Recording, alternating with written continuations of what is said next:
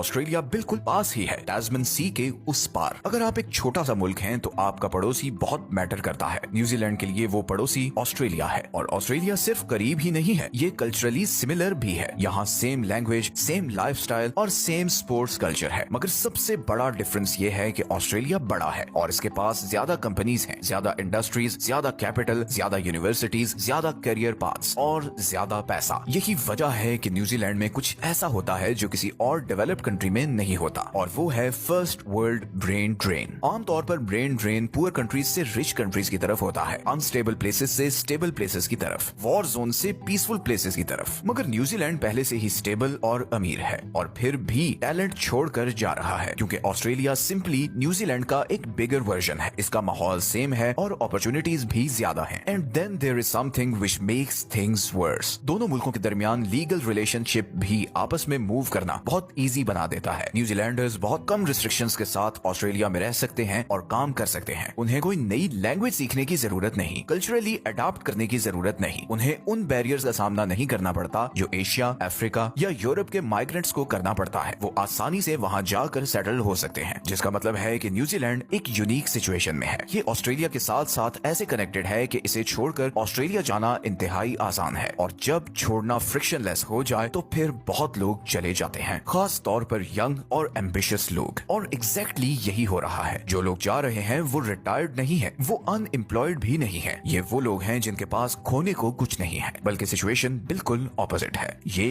Young professionals हैं, 20 से 30 साल के लोग, वो लोग जो अभी अभी ग्रेजुएट हुए हैं, वो लोग जो हाईली प्रोडक्टिव हैं, वो लोग जिन्हें न्यूजीलैंड का फ्यूचर बिल्ड करना चाहिए। और जब कोई मुल्क इन लोगों को खो देता है तो डैमेज फौरन नहीं होता, बल्कि बड़ा ग्रेजुअली होता है। मगर ये डैमेज कंपाउंड करता है, क्योंकि ये यंग स्किल्ड वर्कर्स ही होते हैं जो बिजनेसेस स्टार्ट करते हैं। यही डॉक्टर्स बनते हैं, इंजीनियर्स बनते हैं, सीनियर मैनेजर्स बनते हैं, टैक्स बेस बनते हैं, फ्यूचर पेरेंट्स बनते हैं और नेक्स्ट जनरेशन के मेंटोर्स बनते हैं। तो जब ये लोग मुल्क छोड़कर जाते हैं तो मतलब न्यूजीलैंड सिर्फ पॉपुलेशन लूज नहीं करता, ये असल में अपना मोमेंटम लूज करता है, और फिर न्यूजीलैंड को इस गैप को फिल करना पड़ता है, और इसके लिए वो इमिग्रेशन बढ़ा देता है।